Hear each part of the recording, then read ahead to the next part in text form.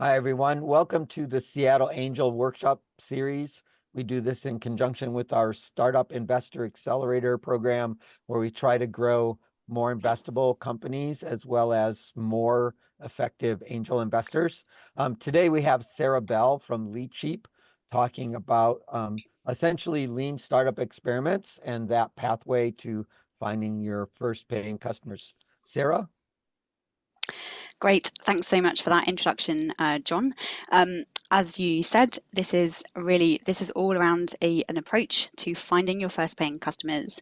It is not the only approach that is possible, but it is a proven approach that we have worked with hundreds of startup founders all over the world. And I wanted to share it with you to be able to help any founders that might need this. So just a little bit about LeapSheep. So we help early stage founders to avoid the startup graveyard by guiding them from idea to product market fit with our startup builder platform. I am a co-founder and a startup building advisor at LeapSheep. I'm based in Seattle, although I'm actually joining here today from London. As you might hear from my accent, I'm English. And I'm just visiting family, but didn't want to delay running an event like this one. Before I get started, I'd just be interested in terms of who's on the call. I know everyone's sharing their LinkedIn, but I'd love to know which of these you are, just so I can make sure I'm targeting kind of what I'm saying to people on the call. So typically when we meet founders, they are either employed and they might be pursuing a startup idea on the side whilst also working a full-time job. Some founders we meet would consider themselves to be technical founders. Typically, they may have trained as software developers and are now kind of pursuing building and starting a startup. Or you might be a non-technical founder. I would consider myself to be a non-technical startup founder. You might be an owner of a services type company who's looking to pivot to a product company so that you can kind of look to perhaps avoid disruption in the market. You may be an employee in a startup, or you might be interested in building a startup, but you haven't started yet and you're kind of fact finding and looking around. And there may be another option, like, you might be a UI designer or something else. Please feel free to just add that into the chat and I'll just give you a minute to do it.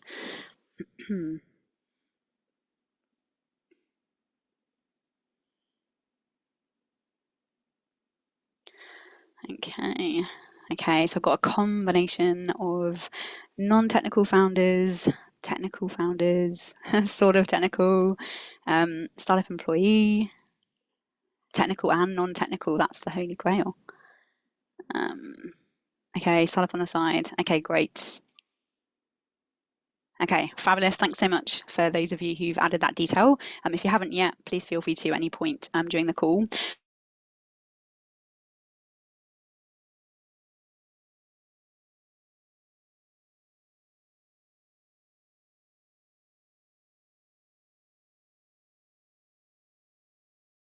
Often people use terms like, oh, I'm at pre-seed or seed stage in terms of like kind of the funding side of things. I actually like these kind of definitions just so I can get an idea of where everyone is at. So you may be at idea stage where you kind of have an idea that you're kind of interested in solving, but you don't yet have a product and nor revenue. You may be post-product, so you've perhaps already got an MVP. It might be a solution concept or an actual product, and we'll talk about the difference in those later on. But at the moment, it's just sat there, and you don't have any users or paying customers. You might have a product, but you've got users, but none of them are paying. So you've got kind of validation that people might want to use what you have, but not any validation that they're willing to pay for it. Number 4, you might be kind of have a product, but you have, say, less than 5 customers. And so, perhaps you might be, and again, it might be that you're early, or you might be a bit stuck. Like, how do I go from a first couple of paying customers to more? Or you might be post-product and you have more than 5 paying customers. And I could go on and on and on, but if you're happy to give me a broad idea, again, it's just so I can make sure that I'm targeting this presentation to kind of people and drawing out messages dependent on the stage that you're at. So again, I'll just have a quick look at the chat. And if you don't feel comfortable saying, then you don't need to add anything. Okay. Oh, okay. Thanks, John. You've added some lean startup methodology, which is completely fine. Okay. Almost ready MVP. Okay, great. Okay, all right, fabulous. Thank you very much for that. All right, I'm going to continue on. Ooh. Okay, so just so you know what I'm going to cover today, to set your expectations, the particular approach that we use to support founders on that journey to finding paying customers and that you can find repeatedly is starting with a user research framework. And there's a lot to it that I'm not going to be able to cover in a ton of detail today, but actually the activity of doing user research with your potential customers, and ideally we always pick a niche segment to start with, but this activity of doing user research is absolutely critical to set you on the right path, both to make sure that there's a problem worth solving and build trust and credibility with the people that you speak with, and make sure that you can actually design a solution concept that you can validate with people before you have ever built a product. And I'll talk about why all of those things are important kind of throughout this session. We're specifically going to be focused on user research today, and I will cover kind of what comes first and what comes after. I'm going to talk about why it's so important to take this approach first. I'm then going to go into what you can expect to get from the session today. I'm then going to go into the theory of user research. I'm then going to go into kind of how do you actually do user research yourself. And if you are interested, and I'm intending to do a bit of a role play of what user research actually looks like with me interviewing one of you as a founder. If you are happy to be interviewed, I'd probably suggest if you're kind of quite ideas stage, then you might be the most appropriate, but it really doesn't matter. We've got multiple customer segments, so if you're a bit later on, that's fine too. If you are happy to volunteer to be asked a series of questions about your experience as a founder, please put it in the chat, and John, I'll get you to just collect those names. The reason for this is because it's very different having the theory of what user research is and how you can use it to find your first paying customers, and then the actual reality of what you go off and then do. And we repeatedly find ourselves coaching founders who've kind of gone off thinking it's one thing and then realizing it's actually something completely different. I'm also going to cover a few of the common mistakes or things that trip founders up when doing user research. Next, I'm going to talk about the next steps. So if you want to implement this process for yourself, as I mentioned, we've done this with hundreds of founders, both in the US, Canada, Europe, India, Australia. And so we have enough we've got enough evidence that it works. Like if it's something that you're kind of happy with going forward, then I'll then explain the next steps of how you go get started on this journey. Okay. At any point, if you have questions, please pop them in the chat. And John, I will stop between each of these 1, 2, 3, 4, and 5 on the agenda, so that we've got an opportunity to cover those questions. Okay. All right. Before I get started, I'll just check if there's any questions so far. Oh, sorry, John, you're going to let me know if there's any questions. Yeah, haven't seen any questions, just people putting in information so far. Okay, all right, fabulous. I'll also, just so you know the kind of timings of everything, I'll probably, by the time I've done kind of why this is important, what you'll get, and then the theory around it, that'll probably be around 30 minutes of, I'll probably get that done by about kind of 30 or 40 minutes past 10. The how do I do it myself, I'll spend probably a good half hour on, including the interview itself. And then there'll be time for Q&A after that. And so if you have any questions about how you would apply this to yourselves, please add them and we can spend a lot of time there. And then the next steps, I'll spend kind of the last 10 minutes or so on. Okay.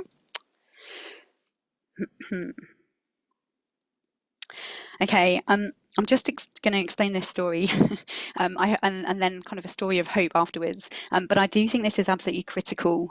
John and I have spent quite a lot of time talking about the typical founder's story, and I do want to share it here because when we explain it to founders, often it's the first time they've heard this. So typically when we meet founders, which is kind of multiple times a day, every day of the week, we typically hear the same story, and I'm going to give you, I can talk through all the options, but I'm going to pick a particular persona here, or rather a particular kind of use case, but I'll say it applies kind of for really any type of founder. So often we meet founders who perhaps have come from established business, they've been thinking about a problem that they want to solve for ages, they're kind of thinking about doing it, and then they're like, right, do you know what, this problem, I have to get started on it. And so what they typically do is taking all of their kind of years of experience in the established business space.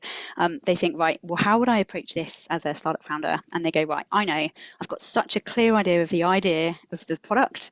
I think I've got a pretty clear of the problem, and I know I can impact millions of people from all sorts of different segments in all sorts of different ways.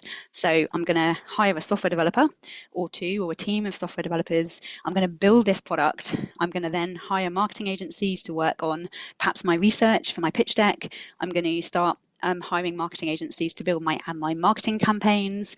I'm going to get my social media profile up, my landing page for the website, and then perhaps I'm going to hire a PR agency to really publicize this, get some, maybe get into GeekWire, and then they do all of these things, spend thousands and thousands of dollars, have a launch event, and then nothing. Like, no customers come, no one is interested, and then they're like, oh, okay, what do I do next? And it's a story that we see kind of various iterations of all of the time. And unfortunately, it leads like founders who I absolutely love, startup founders, because they've usually got a great kind of passion, vision, but often these kind of unnecessary mistakes burn a lot of founder time and money and lead to failure. And the core problem is that founders have built this idea based on their own idea and their own kind of knowledge and experience, and they haven't typically tested it by doing research, and in this instance, user research with the market. There's a statistic that is about 12% of startups do user research, and there's startup failure rates range between kind of 90 to 95%. And from our evidence, from the hundreds and hundreds of interviews we've done, is that the common cause is because founders didn't validate the problem with the particular niche market. They tried to tackle their whole go-to-market strategy at once, and this is the story that we see over and over again. Now, of course, this is so just to kind of put that in another graphic. So typically we see the kind of build it and they will come approach, which is like build a product, get it out there, have a launch event, and then kind of founders think that they're going to have this hyper growth journey. And of course you do, because you see the media coverage for successful startups, you know, people getting funded here, there, and everywhere, and the reality is quite different to this. But there is there's a few reasons why it happens this way, and I'll talk through those in a minute. Typically, what the journey really looks like and should look like is to really start with the research, and the research is absolutely critical, both in terms of who are your competitors, is this a growing market, is there an opportunity that I could potentially capture, like what are the technology trends, kind of all those kind of research things to make sure that your timing is right. Then, of all possible market segments that you could go after, what is the specific niche of potential early adopter customers? I'll talk about the term early adopters in a minute. It's people who have the problem, they know they have it, and they're either paying already for substandard solutions to solve it, or they would if they could find any. And so finding a small niche of these types of customers and then going out and doing user research with them, and then rather than building an all singing all dancing product, what is the smallest thing, like after you've got that research and that validation that there is a problem experienced by a small niche market that you can solve for them, and then test in a really small scale way and with a small number of customers, and then iterate and iterate, like build, following that build, measure, learn cycle from lean. I'm not going to talk about that particularly, but it's basically like running a series of experiments in order to understand what those individual customers look like, what their problems are, what success looks like for them, and then testing and making really small iterations and testing kind of what works, what doesn't, what are bugs. And it's these kind of multiple iterations. And at the end of this journey, there will be, as long as the focus is really, really clearly on this type of approach, then that's the type of journey that maximizes your chances of that hockey stick growth once you have reached the elusive product market fit. And I'm going to talk a bit more about product market fit afterwards. Of course, there'll be some founders that kind of achieve that hockey stick growth. Many other founders are going to solve some fabulous real world problems and have like a really successful business. And a few will realize that actually there isn't a compelling problem experienced by a market, or that they just cannot quite get the solution right. And so of course there will be some founders that this approach kind of says, right, actually we haven't been able to validate this, either we need to go for a completely different idea or a completely different market, or perhaps founding a startup is not for us. So that's kind of what the journey really looks like. And I will just call out because, and again, I feel like I'm being a bit doom and gloom here. When I practiced this, it wasn't quite so doom and gloom, but I'm going to kind of talk through kind of why things are this way in just a second. The approach that we show here is one that can be done whilst bootstrapping, because the reality is that it's like less than 1% of startup founders ever raise capital, and so the kind of approaches that you're going to want to adapt typically should be ones that just use your own time and effort. So like no software developers, no marketing agencies until you've got that validation of the problem and a solution that the market agrees they want and need. Okay.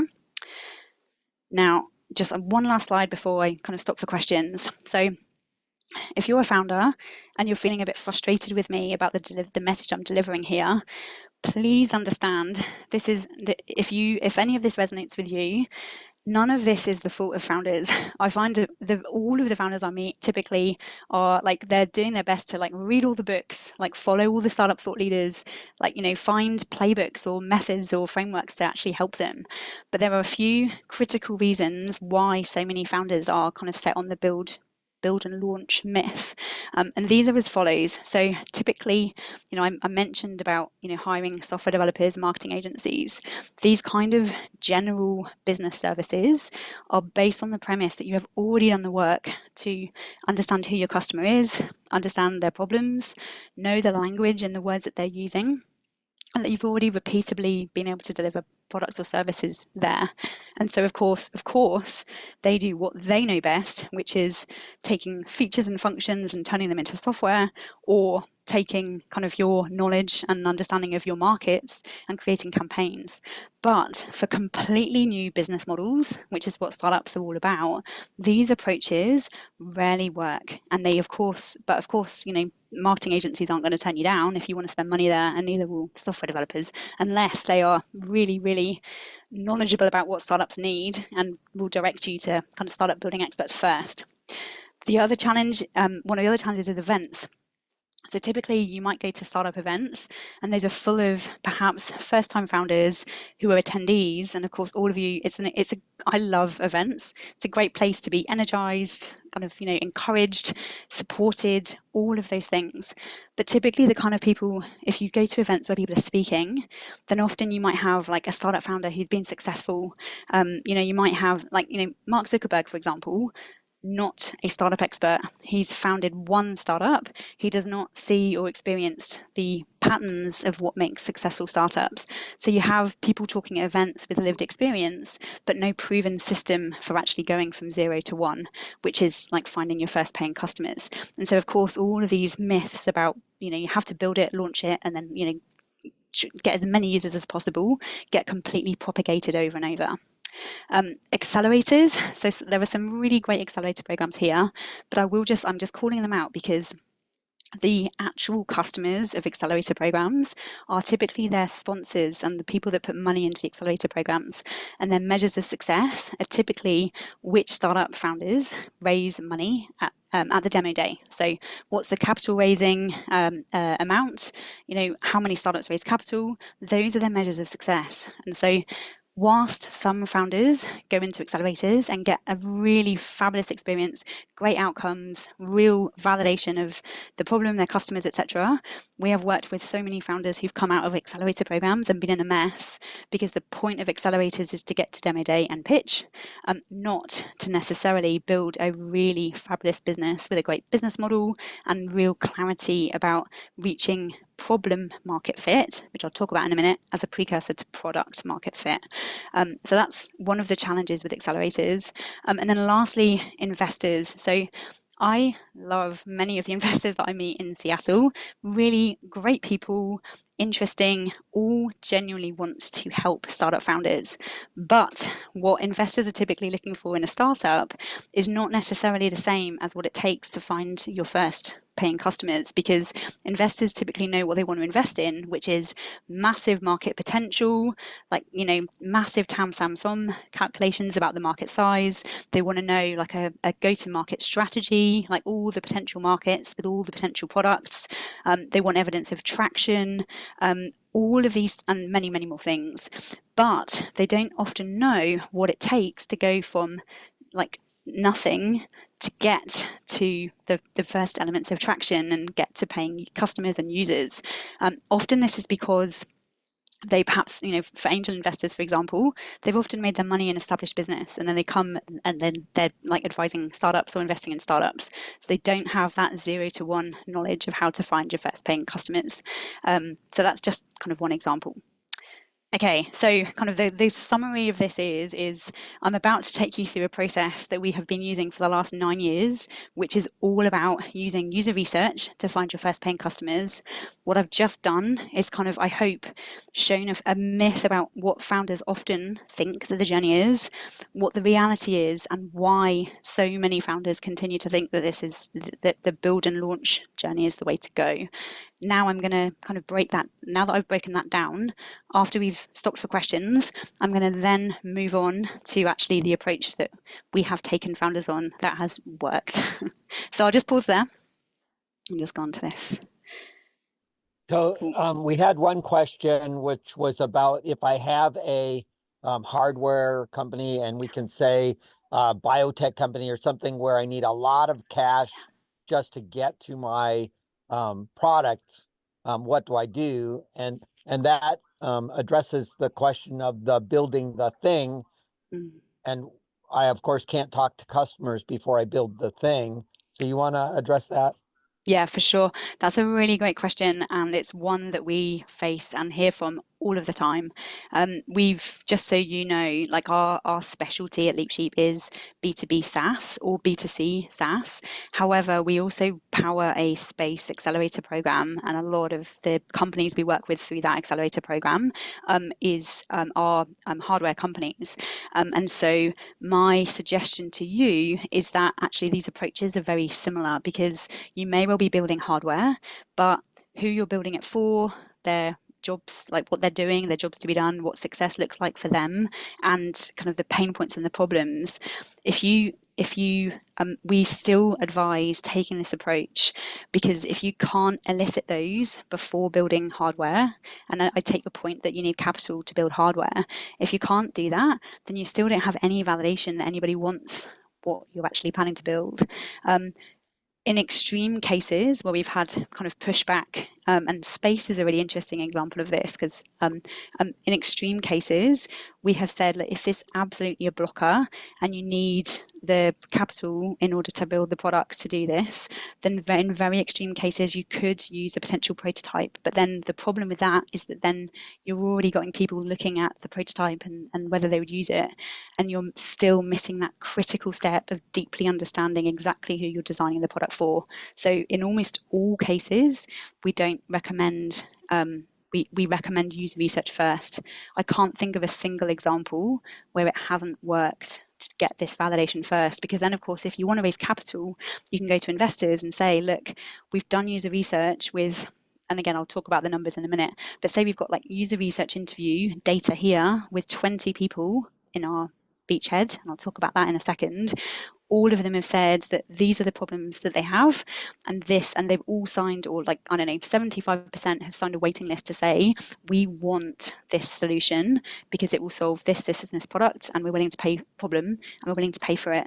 That is really critical evidence to share with investors, to say, look, we've got this wait list. If we can fund it and build it, we already have people coming. And in fact, Tesla have used this type of approach with the cars that they have built. So we have a question in here about, well, can't I just build it with some other prototyping thing like FPGAs, etc., which is, again, building the thing in a cheap, crappy way instead of building the real product, but missing the point of this is user research, not product research. Yeah. So can you talk about how do I talk about customer problem fit instead of not and not talking about solution at all. Yep. Yes, I absolutely can. And this is going to be the crux of what we talk about. So if it's all right, I'm going to park this because I'm going to cover it in a lot of detail. The one thing I'll say now though is anything user research completely puts any idea that you have about your product or your solution to the side, and nothing about user research talks about your product at all.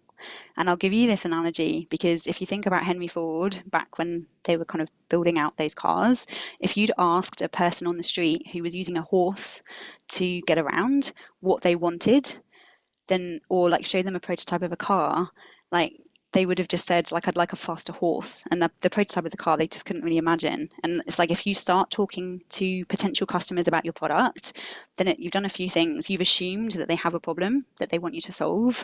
You've assumed that they're interested in your product when probably they're not. They might just be doing you a favor. If you user research is just about understanding the people that you want to design for.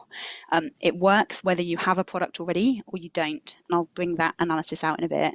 Often we work with founders who've already got a product in the market, but no one's interested, and so we take them back to do user research, even though they already have a product, but to really deeply understand the individuals that they think they're solving for. And I'll talk a lot more about that in just a minute.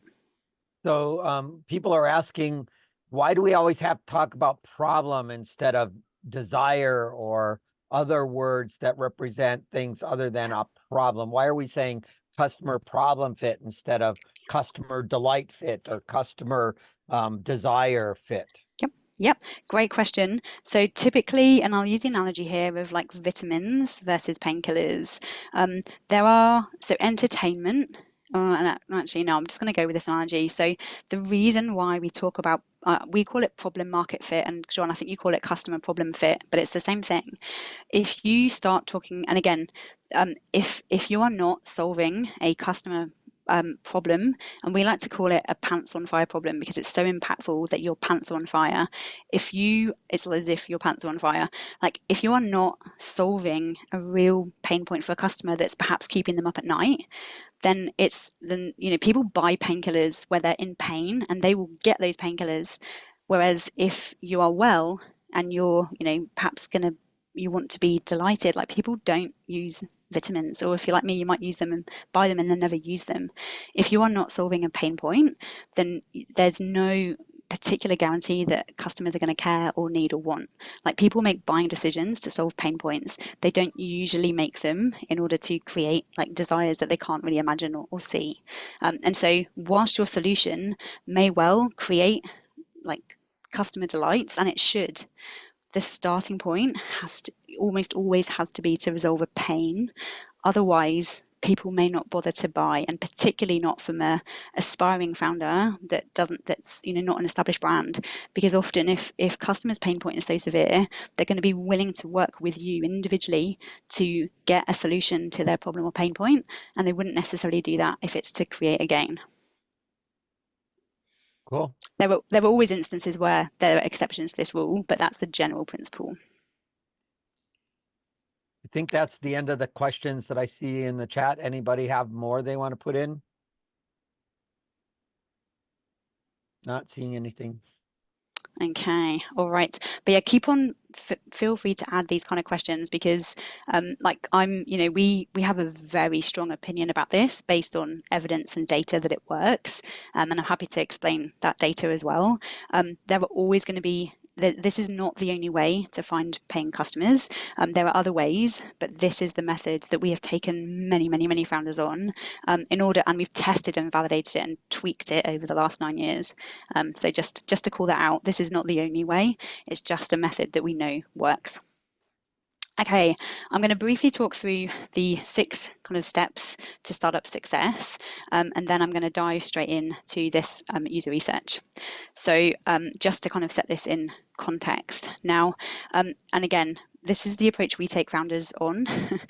If this is not the kind of approach that you're using or this is new to you, then you're welcome to kind of take from this what you want and would value. The first element on kind of setting yourself up for success is around having a product market fit goal mindset. Now, we've got a more detailed definition of this, but the core element of product market fit is that you have a product that the market loves, wants, needs, and tells other people about. And it's that fit between the product and the market as a core goal that it should be the kind of the what founders are aiming for before trying to scale, because often if you scale something before you've reached product market fit, one of the challenges is then you may be scaling something that the market doesn't want, and there are various instances where that's caused challenges and problems. So having product market fit as a goal is ideally the goal of a startup founder. Now, from that goal, and again, we're firmly of the belief that building a startup is not an art, but it's a science with a framework that can be repeatedly used to build many, many successful startups. And again, like, all the founders we meet are working flat out and trying to make progress in all of the ways. The core element to this is actually having an agile process mindset to achieving product market fit. I'm not going to particularly talk about agile today, but it's just around having a process to follow so that you can reliably get yourself to product market fit. And I'm going to show you our process, which is called the disruptive innovation journey, in just a minute. From there, and again, this starts with a hypothesis, but then you can kind of go through it with a period and number of experiments. But having a worthy business model, so one where there's kind of potential to make a profit and to and that if you scale it, then kind of the profit kind of rises exponentially, and a business model where the pricing strategy works. There's multiple kind of customer segments and potential for future products that you can go to, and having a hypothesis of that you can then kind of validate and invalidate in small experiments. That's kind of the next element. Then, and I talked a little bit about the fact that this process can be done bootstrapping rather than raising capital. I will say the hardware example is one example where you can get so far with your own kind of grit, but obviously you can't build hardware with no additional resources. So kind of the core element is is to have enough resources to generate kind of validation and to be able to go through. And the approach that we take typically starts to generate profit on a small scale before then thinking about kind of building more with needing more resources like capital. But of course, once you demonstrate traction and paying customers, investors are a hell of a lot more interested to invest, which is obviously another way you can increase your runway. Now, the next one here is, as you kind of start to follow this process, there are a few leading indicators of product market fit, and they're things like, if someone is signing up to a wait list and having to pay a small amount of money to signal interest, that is a leading indicator that you're going to be able to make that sale. Net promoter score, another example of a leading indicator of product market fit, which is, will an individual kind of tell others about the problem that you're solving and your idea about your solution, and then of course over time you kind of increase that net promoter score. So those are just a couple of indicators of kind of making progress towards product market fit. And then the last point here is kind of once you have reached product market fit, at that point you can then really focus on scale. And so following this type of approach, and again, you need to find an approach that works for you, but this is typically the steps that we take founders on to get to startup success. Okay, and I carry on because I'd forgotten I had that slide and I just want to dive straight into user research next. Okay, so I've kind of done a bit of an intro there. There's a few outcomes for attendees that I just want to draw your attention to. So today I'm really talking through our proven approach to finding paying customers and going from 0 to 1. If anyone can hear that noise, an ice cream van has appeared outside my window, which I was not expecting. You can then use this method to give you the validation that customers are willing to pay. And the founders that we've taken this on this journey find that it's a great on-ramp to getting paying customers, as well as validating that the problem exists and that they can solve it. And then lastly, one of the critical elements that we are seeing at the moment is, and again, we kind of call it like, founders building like the opposite of stealth. Typically founders were building in stealth and then building in stealth and then kind of launching, whereas now founders are building out in the open more and more, and people are really enjoying watching those founder journeys. And so one of the things that we've been doing with our founders is getting them to build their trust and credibility both through these interviews, but also by publicizing the work that they're doing on user research on their social media profiles. Because of course, the more you talk about what you're finding and what you're learning, the more you attract people that have that problem and want to talk to you about it. And it's a great way. So user research is a great way to build your trust and credibility on a personal level with individuals, but also for you as the founder of a company. And so these kind of three things, I hope, will be the outcomes from both kind of the first one from actually attending this session today, but then the second two around actually doing user research.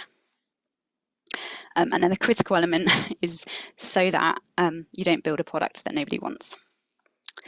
Okay, next then I'm just going to talk through the theory, and then I'll just encourage you, if you haven't already and are willing to be interviewed, please do volunteer in the chat, and then John, you can pick a person.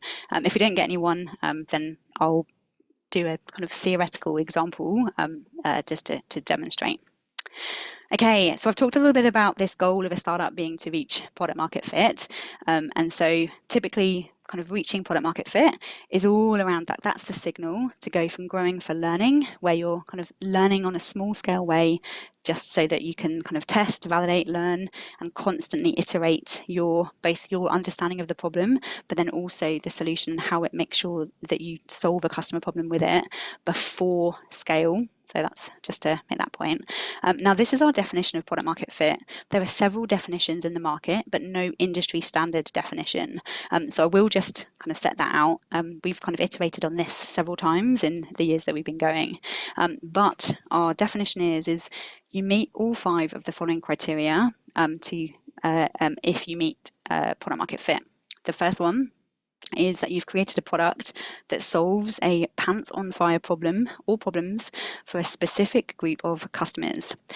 These customers have become raving fans and repeat buyers, and these fans have also become active advocates, kind of spreading the word about your product or your solution and how great it is because it solves a real problem for them. This then creates that positive feedback loop, both for you in terms of finding many more customers, but then also getting the feedback about how your solution works so that you can iterate and improve it over time. And that drives profit and exponential growth. And again, how you know that you've reached, kind of one indicator of how you know if you've reached product market fit is that you don't need to push your product onto the market with marketing. And your focus is really like, how on earth do I meet demand by kind of building this company because I've got such market pull. And the specific element that we're focused on today is how do you know that you have found a pants on fire problem for a very specific group of customers? And I will call out, like, if you, and again, feel free to challenge me back on this, but every unicorn that I've ever researched has always started really, really small with a small niche group of customers who have usually a pants on fire problem.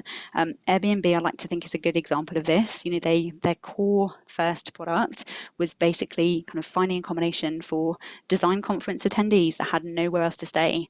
And the fact that they had nowhere else to stay for this conference meant that they were willing to sleep on the floor of a stranger in order to solve a pants on fire problem. So that's, one example. Canva, another one I love as an example. The very specific niche group that they started with was teachers and students in a suburb of Perth in Australia who were trying to create yearbooks. And of course, each time they did it once a year, they'd forget how hard it was to use existing products. And that's how Canva was created. So starting small and niche is absolutely critical to making sure you get user research right. I'm not going to go into that in a ton of detail today. We've got a whole framework for how to niche down. But what I am going to focus on is if you have a really clear segment of your core beachhead that has a really compelling problem, that's the segment to start with in order to do this user research. Okay. Now, this is, I talked earlier on about having a framework to follow, and we have called ours the disruptive innovation journey. And it's really all around the search phase that helps you to get to product market fit before scale. And this is just going to allow me to introduce how user research fits with everything else. So I'll just come back here. So we're really in this section here, which is the pre-revenue market validation stage. And this section, problem market fit, or John, I know you call it custom, I think you call it customer problem fit, is the core focus here. So what it is once you've identified that niche beachhead segment that you are going to be focused, that you're really focused on, interested in, you think they're full of early adopter customers, user research is the exercise by which you go out and speak and interview those particular customers to understand deeply who they are, what their challenges are, what success looks like to them, and how existing solutions fall short. And our method here is that you go out and you do this user research with as many of those particular niche beachhead as you can, so that you can validate that they have the problem or problems that you're interested to solve, or that they don't. And I'll talk a bit about numbers a bit later on, but this particular stage is made up of validating the problem through talking to individuals about their problems, not about your solution, then analyzing the feedback that you get from those conversations, analyzing the patterns and the impact of the problems and understanding it in your customer's language. And then from those first interviews, then doing a few steps, which I'll talk about at the end, and then going back to those individuals that you spoke with and saying, look, we've done this research project specifically to make sure we don't build something nobody wants. This is what we have found. Does this resonate with you in terms of the problems that you've told us about, what success looks like for you? And then, of course, you get a load more feedback, like, yes, you've captured this perfectly, maybe not this, maybe not that. But yeah, overall, that's a good analysis. From there, you can then present your hypothesis or your concept of your first solution to them and say, look, in the context of what you told me you're doing in your day-to-day life and the problems that you're having, this is how we think that you might, that this is the type of solution that we think might help you. This is how we think you might use it within your existing jobs to be done. This is how we think it might help you overcome the problem. What do you think? And the real value in this stage is all in the concept. So you're not presenting a product, which is like showing somebody your baby and going, oh, I've just had this baby. Aren't they great? Like, no one is going to tell you that your baby is ugly. Whereas if you go to them presenting their problems that they told you about, then showing how you think you might be able to solve the solution using storyboards, prototypes, whatever the best way and cheapest way to show this is, you're going to get some really great feedback. Because again, you're not trying to sell, you're just seeking feedback for a research project. And we find that people are really keen to say, yep, I would use it in this way. Actually, that doesn't work for me. Oh, this could, but maybe with a few tweaks, like there's a bug here. And so you get really great feedback. And of course, at the end of that second conversation, you can say that, you've said that these reflect your problems. You've agreed with a few tweaks that this type of concept, if it was available, would solve your problem. Like, we're about to start a pilot. Once soon as we've got this kind of built, would you be willing to pay to pilot this? And of course, at that stage, if it's yes and yes, then the answer next should be yes. And if it's not, then you still learn a load of things. It might be that they might say, I kind of want to wait till you've tested this with a few people. But if they have a really compelling problem, typically we have found, and our founders have found, that actually people are willing to sign a wait list. They're willing to join a newsletter email. They're willing to say that they want to pilot. And if they don't, it's another indicator that maybe it's not such a problem as you thought it might be. So whatever the result, you get some great validation. Okay. From there, this next stage is all around delivering pilots to paying customers, and it's all around validating that your solution works and that people are getting value from it. And typically here is where you get multiple iterations, learning in a small scale way from a small group of customers. And of course, you can iterate and improve your product, and then kind of build out those iterations. And of course, from there, you then need to check that people are engaging with your product or your solution, that you can acquire them repeatedly, and that you're getting the right metrics so that if you were to scale, that you'd be scaling a business model that works. Unlike X, which is still tweaking with their business model kind of years in, just as an example. And this journey, I say that it's like it's a science, not an art, there's a ton of uncertainty in it because you're proving and validating an unknown business model. But the whole point of doing this problem market fit and this user research first is that then you can iterate and validate in small increments rather than putting everything into a big build, then launching, and then having kind of no time or no method of experimentation left. Okay. Okay, I'll pause there. I'm going next into the how do I do it myself, but I will stop for any questions. Did you want to take interviews with people? We have 2 hands that went up. Oh, great. Yeah. Is that now? Any other questions? Yeah, so Diva and Okay. Ola are open for engaging. They just raised their hands. Okay, great. I'll ask you, so yes, please. I'm just gonna, and again, I haven't been able to keep up with the chat. So can you keep your hands raised if you are an early stage founder? Just so I make sure I'm interviewing, well, yeah, I think probably the most appropriate would be a founder. So as oh, okay, I've got a few.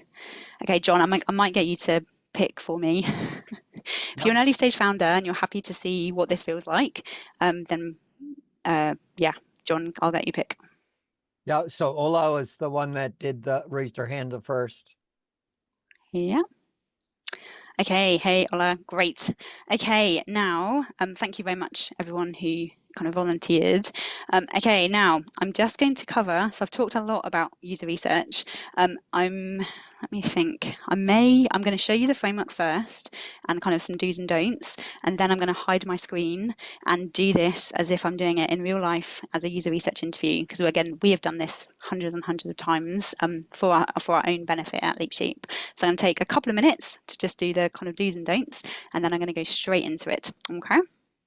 So these are the steps, and I've just kind of talked them through, but I'm just going to show them on the screen. So there's that hypothesis of your beachhead, and the beachhead is a niche market that is kind of a great starting point so that you can start small with customers that have the same buying processes, kind of expectations, needs, wants, etc. What we're covering today is how to carry out user research interviews with those individuals in your beachhead, and then analyze. And again, the number of research interviews, that the answer to how many do you do. So John, I think your methodology, which in theory I 100% support, is like speak to 100. Like, and again, I'm making some assumptions based on conversations, but speak to 100 people in your kind of customer segment that you think may have the problem. We have tested various approaches over the years with founders, and we typically, our minimum number of research interviews is 10. The more user research interviews you do, the more likely it is that you're going to really deepen that customer understanding. But there is a balance between the ideal number and what founders are prepared to do before they're desperate to go and build. So we typically say 10 is the minimum, but ideally 20 is a realistic number. So 20 individual interviews like the one that I'm about to do. From those interviews, you're going to find all sorts of information out. Much of it is going to be new to you or things that you hadn't thought about. Some of it's going to be what you already know. From those interview records, you're going to want to find what are the highest priority, most impactful, pants on fire problems that are ones that you want to solve for first.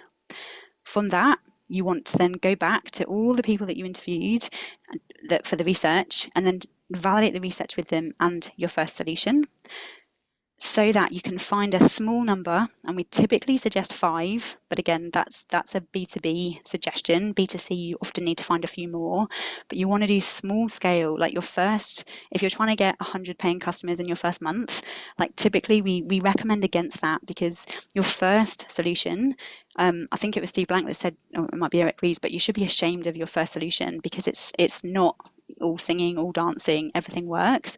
It should be enough to solve a problem, but getting it into the market so that you can understand how people are using it, what's working, what's not. And so we typically suggest 5 people for a pilot that they're paying for, so that you get validation that they'll pay. And sometimes this is based on software, sometimes it's kind of manually delivered as kind of a service rather than a product, just to allow you to make sure that the approach works and that people get value from it. I've already mentioned kind of no software developers yet, no marketing agencies yet, no launch events yet, because if it all goes hideously wrong, then at least you've kind of minimized the smallness of the number of people who know about it. And definitely no bringing customers on at scale until you know what your customers love about your product and how they would use it. So typically these interviews are around 30 minutes. I'll shorten this one slightly to allow enough time for Q&A. They must be done by a founder or co-founder. Sometimes we see people kind of asking interns to do them, or asking junior team members, or asking marketing agencies to do them. Absolutely not. You are going to learn so much through completing user research that it has to be the founder that does this, because only you know your idea and your business enough to make all of the links. In person is ideal. Zoom is also fine, but typically in person is ideal. I will just say that. But as a completely remote employee in a team who does user research on Zoom all the time, I find Zoom to be fine. How do you get these interviews? Warm introductions are ideal, but so if you know somebody that can introduce you, or you know them directly, people that were willing to speak to you, that is ideal. But it comes with a drawback, because if people know you, or they know somebody that knows you, they might think that they're doing you a favor by talking to you. But on the flip side, if you reach out to people cold with a message, or kind of going to where you might meet them, like sometimes we've had people going to coffee shops to try and meet their ideal customers, you get fewer responses to a cold outreach. So typically about 10% of the people that you'll ask to have a conversation with you, if it's cold, about 10% of them will say yes, and the other 90% will just ignore you, unless you found a problem that's so impactful that many people go, oh yeah, I'll talk to you because I really, really have this problem.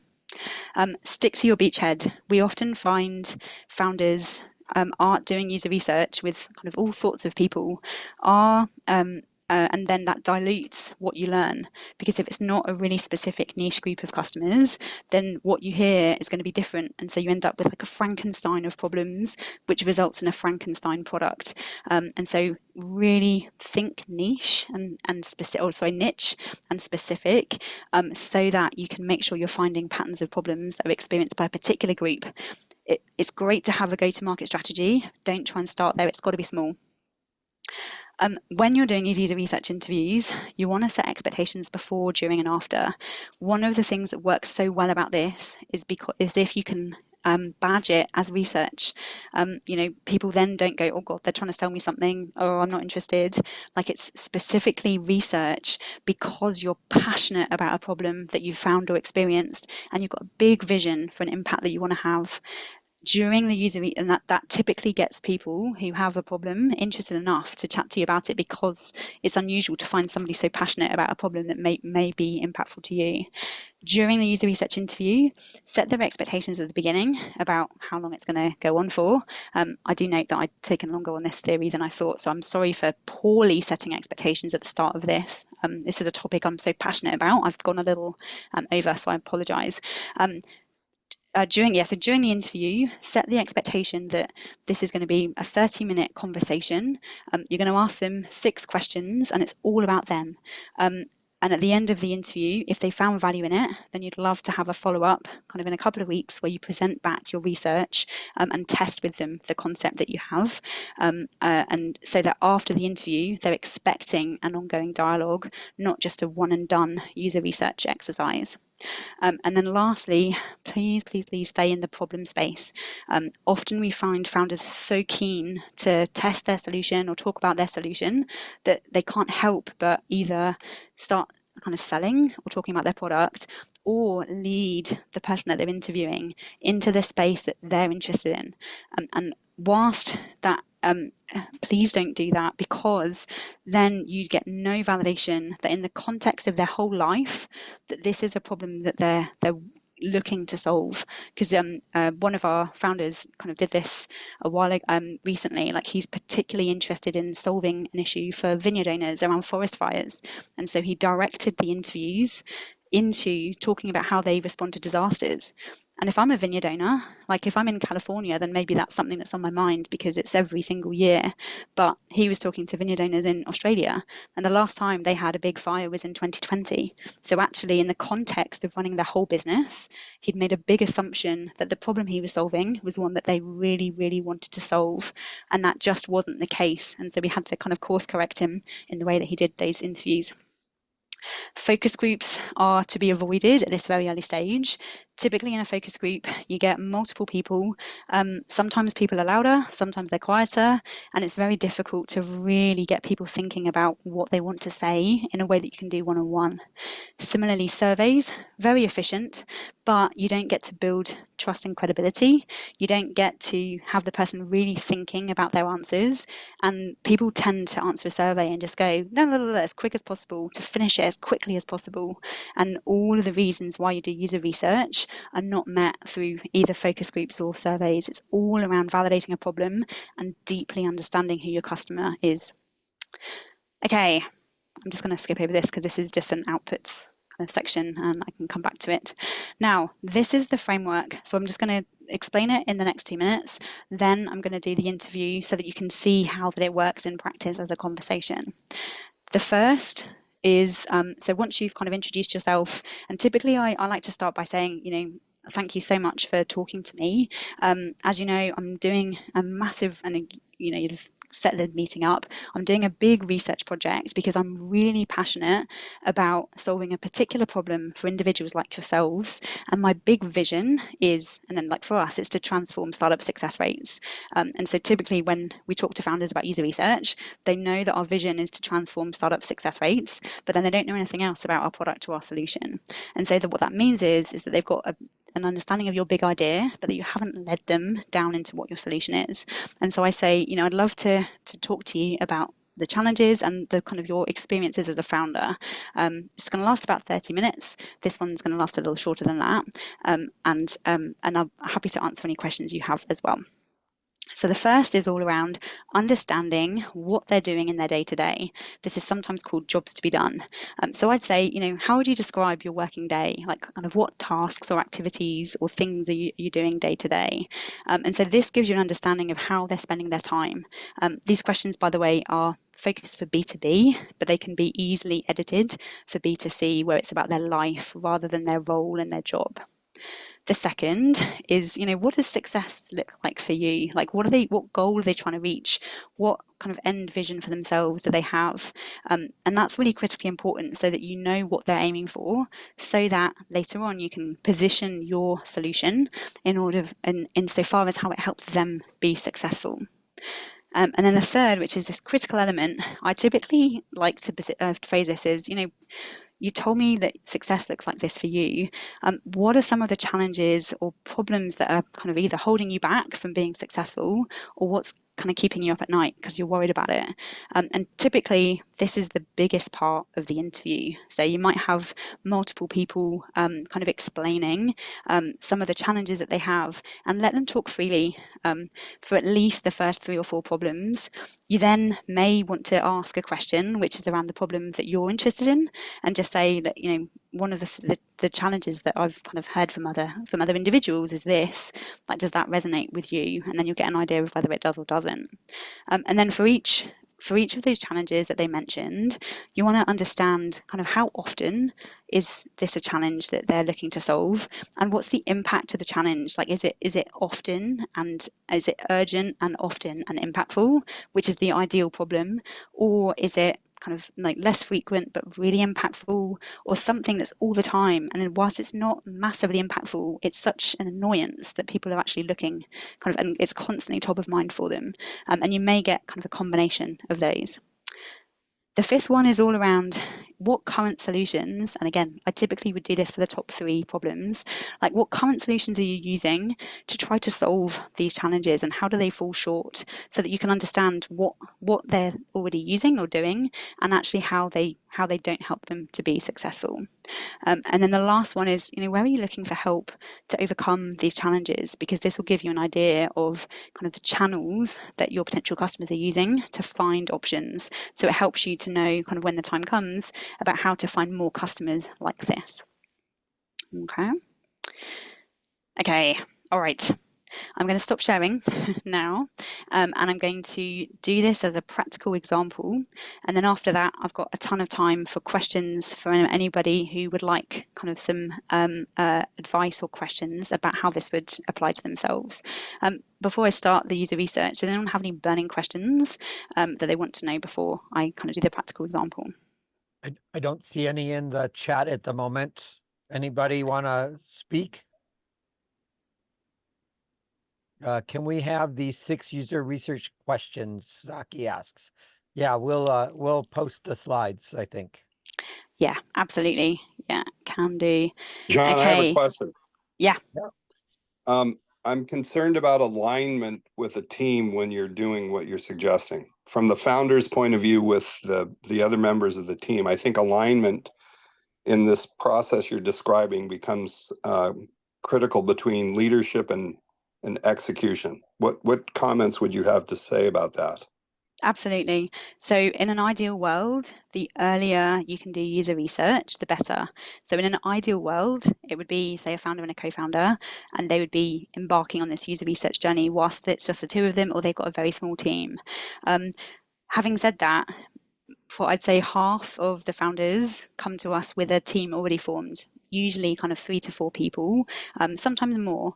And so typically when that happens, you want to really get the whole team aligned on why you're doing this. So for example, like if you have problems finding paying customers repeatably, or your sales solution, like, so I'm assuming you've got a product here if you've got a big team, but like say you're struggling to make sales, say you're not really sure on what value customers are getting from your product, then the joy of user research is it really allows you to get a real depth of understanding about exactly who your customers are and learn so much.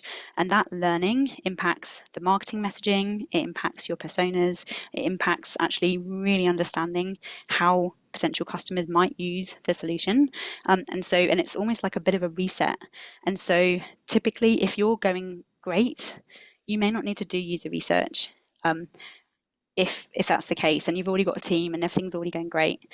The exception to that is if you're going into a new market. So if you're entering a new market, whether it's a geography or a new like type of customer segment, then we always recommend doing user research before entering a new segment. Don't just assume that because one segment likes what you've got that it will work for other segments. So hopefully that helps. Vikash had his hand up earlier and had a question. Vikash? Oh, John, I think the question was to keep the hands raised, whoever was a founder, so I raised it. But okay. Yeah, I'm sorry. Right now I'm just listening. Thank you. All right. Okay. Other questions? I'm not seeing them come up.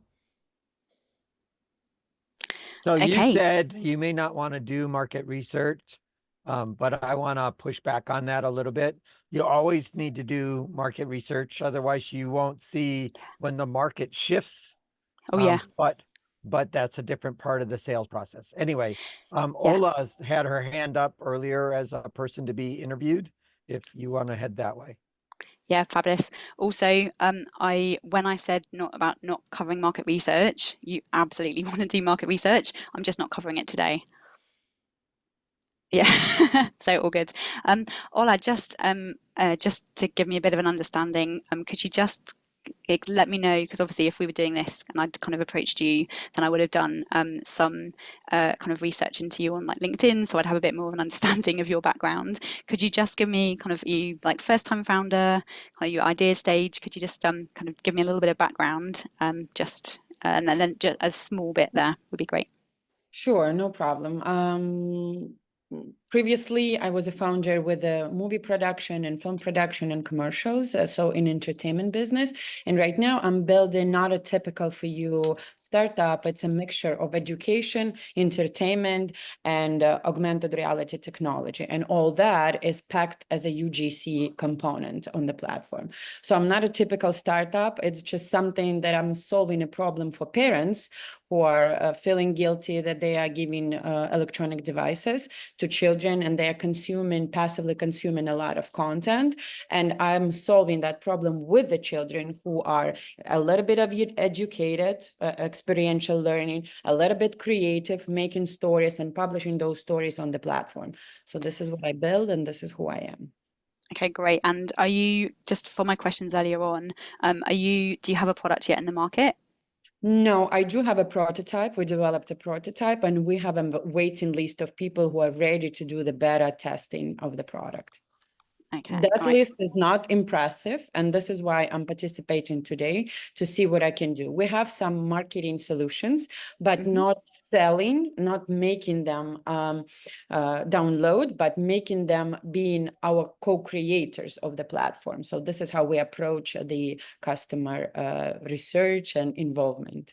Okay. All right, great. I'll get you to stop there because that was just a little bit of background for me before I start the interview. Okay, so I'm going to go into kind of user research interviewer mode now, and I'll just one of the ways that we typically find founders for user research is through a LinkedIn direct message. So I'm going to assume that that's how kind of you've agreed to have a conversation with me today. So I'll just start. Ola, thank you so much for agreeing to be part of this research project.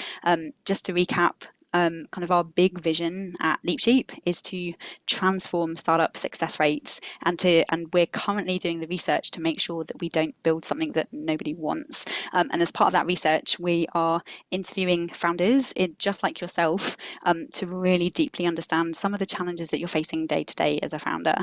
This interview will last around 20 minutes. We've got kind of 6 parts to it, so 6 core questions, and I may ask you a few follow-up questions. Does that sound all right to you? Absolutely. I'm happy to be here. Thank you. Yeah, thank you so much for your time. Okay, so just to get started then, I'd love to understand a little more about what you're working on day to day, kind of how are you kind of, what tasks or activities are you tending to work on day to day? Are you asking about my personal life or you're asking about my... Oh, I'll stick to you in your role as a founder. Yeah, thanks for checking. Yes, so day to day, we are actively raising the seed round, and we are making a lot of testing, a lot of surveys with parents and with children to understand how we can improve the product and how we can build this waiting list into the customer list before we launch the product. So my day-to-day job is to pitch a lot, to find the funding, and to talk to customers to understand if we are building a right product. Yeah, okay, all right, great. And in terms of, so it sounds, are you bootstrapping at the moment until you can raise? No, I did have a pre-seed round, and we're still, but we need more money to keep going. Yeah, and it sounds a bit like are you also managing a team? It sounds like you might be. Yes, we do have a team of developers and we developed it. It's not online, but we have engineers and a lot of visual designers. Yeah, okay, all right, great. Now, in terms of kind of what impact you want to make through building this startup, kind of what's your big vision? Like, what does success look like for you? I see 2 things over here. First is to just reshape the idea that education can be entertaining. That's first. Second, it's to change passive content consumption into engaging content creation.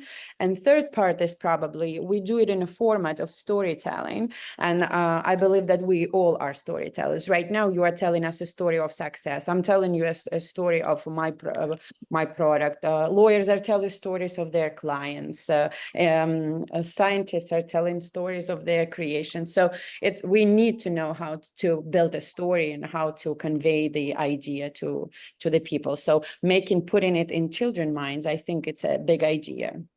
Okay, and then in terms of actually building your startup, is it that you're looking to build a business that you can kind of completely build and like take to success and like really build it, or are you thinking you want an exit event? Like what's motivated you to be a founder?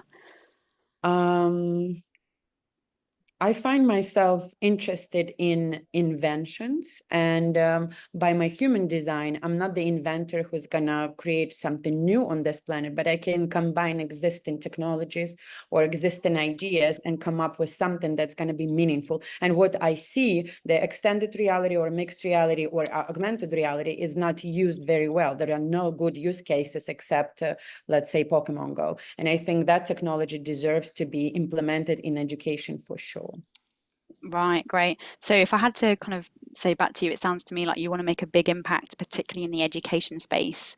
And I don't like to call it education. I call it okay, a mixture of education and entertainment, because kids don't like okay, to be educated. I'm a yeah, mother of 2 children. They don't like to read. They don't like to learn. It's routine. It's boring, but they like to be entertained. So if you're mixing up entertainment, and I am an entertaining by nature, with education, this is where we win. okay. And are you looking to build this business yourself and kind of like all like a, and again, I don't really want to use Mark Zuckerberg again, but I will, like, you know, like Mark Zuckerberg has really built Meta from kind of nothing and he's still the CEO now. Like, is that your long-term goal? Or is it that you're perhaps looking to kind of work on this startup, perhaps make it successful and then perhaps go on to other ideas? What, or you may Yeah. not know.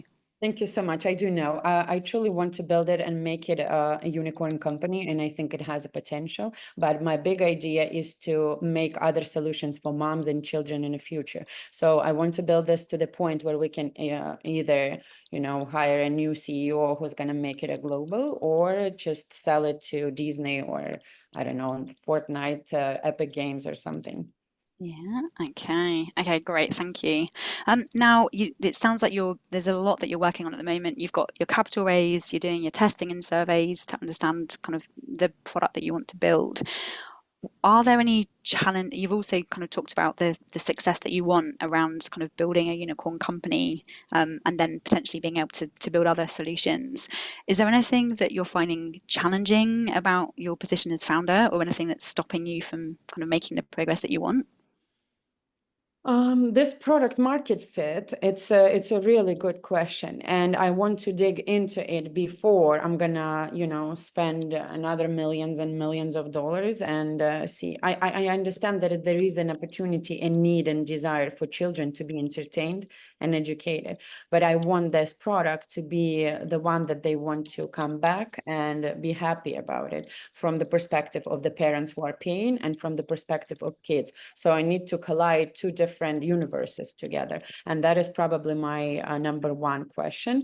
And if I'm afraid, no, I don't think so. Every generation has social media platform, and they are passively consuming it, and we see it for a number of generations already. So this product has a potential on the market. I just want to prove it. Yeah, okay. And are you finding any challenges in that validation that you're seeking from parents and children? Like, is anything holding you back there? We are trying to make this platform as intuitive as possible based on the practices on different platforms. But what I've experienced that we don't need to give them a lot of ideas to create. We need to give them a lot of templates to work with. So this is where I'm finding it, you know, I'm very creative and I want to give as much creativity and freedom of thought and things like that. But this is where I'm challenged to make it all structured, all lots of algorithms, lots of templates that are, again, making it a little bit of routine. So that is my problem inside, where, you know, creativity, imagination collapse with the necessity of structure and a very particular approach. Right, okay, yeah. I'm just so you know as well, I'm just making a few notes as we talk so that I can come back to them. I would sometimes say that at the beginning. I'm just quickly typing up here. One of the in terms of kind of managing your team, and again here, so I'm on that part 3, which is what challenges or pain points are holding you back. And Ola, you've told me quite a lot, and you've kind of talked around the problem that we have a hypothesis that we're solving at Leap Sheep, but I am going to kind of specifically zone in on 2 particular topics just to get additional clarity. In terms of, you've talked about kind of the how to think about the user interface and the design of the product, and that challenge, that kind of intersection between creativity and then structure. How are you confident in the process that you have to actually validate and test the solution with individuals, or that you've done enough research? Are you comfortable? Do you feel confident in that?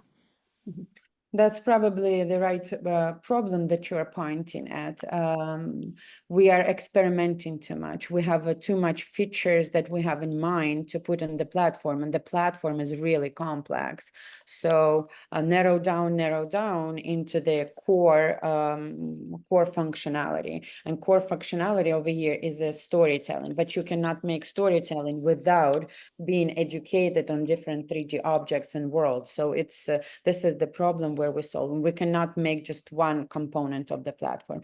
We shall make at least 3 to combine it together, so the product will have that look and feel and functionality that we are seeking for. Yeah.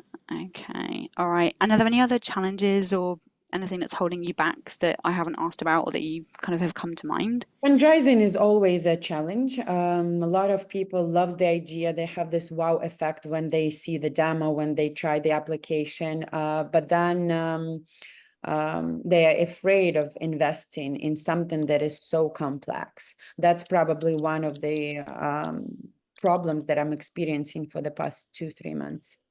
Yeah. Okay. So they are ready to come back in, especially VCs, they're ready to come back for the next round when it's Series A or something. But before that, they want more data, traction, things like that, to prove that this is something that is going to be in the market. Right. Okay. So if I had to summarize kind of some of the challenges that you're facing, and again, I'm just summarizing the top 3 here. So probably the first one is, you mentioned kind of a little lack of certainty over product market fit, and actually kind of, how do you go about reaching product market fit? The second one being around, how do, the number of features that you have and things that should make the solution work, but then actually, what's the right amount to get to the first ideal kind of solution concept or product?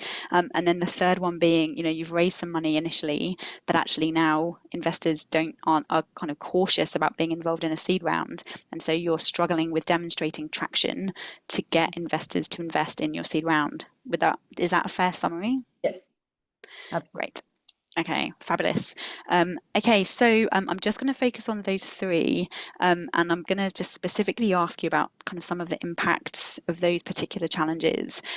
So I'll just take them one by one, and then kind of what solutions that you're currently using to help you with those. In terms of that definite, kind of how to reach product market fit, is this something that's, it may have just come up because I've talked about it today, or is this something that was already on your mind? How often is kind of lack of certainty about how to get to product market fit, how often is that a problem?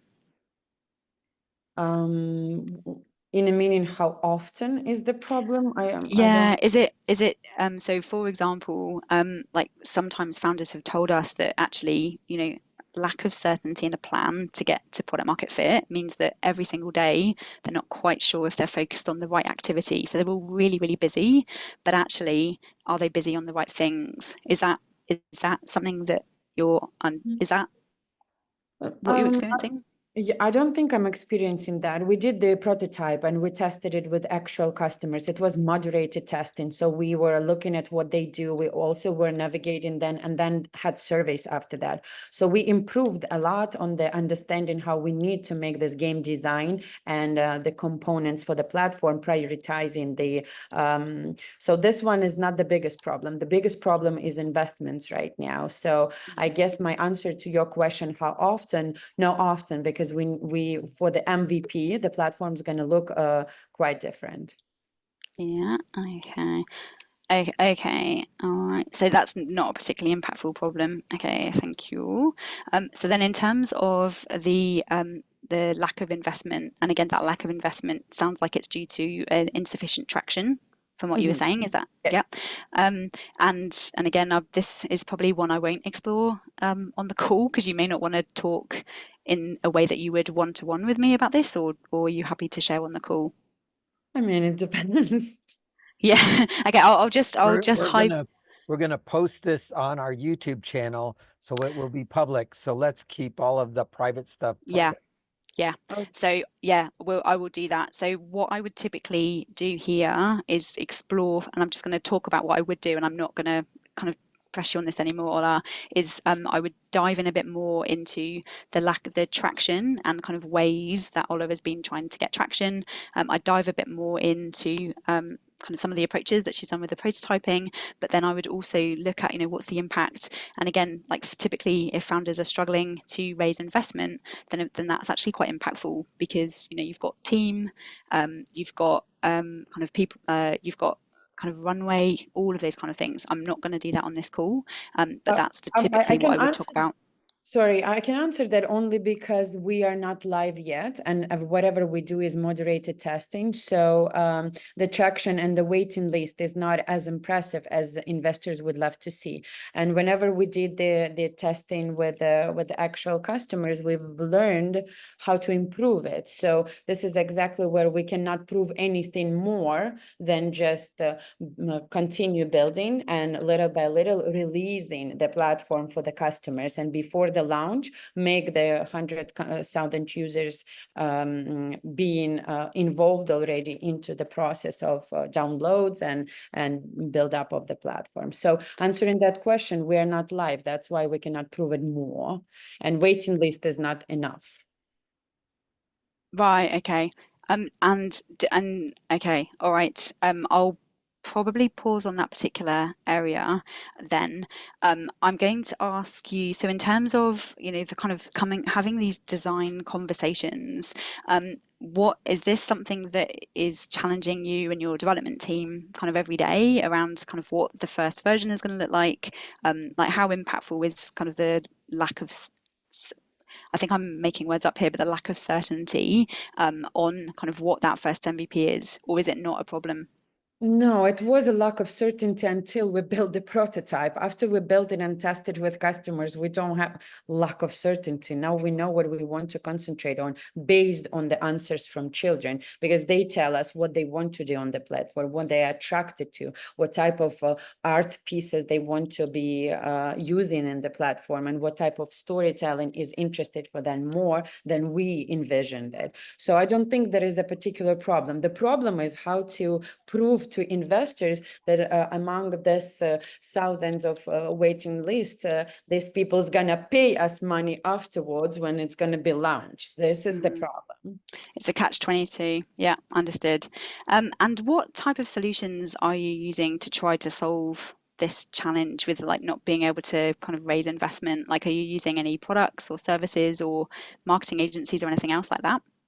We did use the marketing company to make surveys with the parents and kids to approach them one more time and ask them particular questions that were about business model. Will they pay more for a subscription base or in-app purchases? So we figured out how we're gonna model the whole behind the scene